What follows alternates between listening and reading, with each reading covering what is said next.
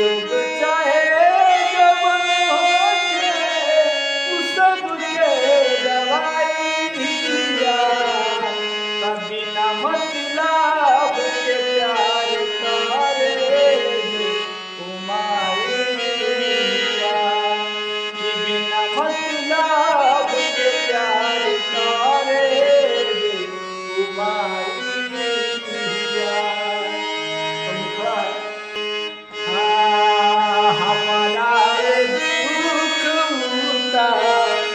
बहुते उठैले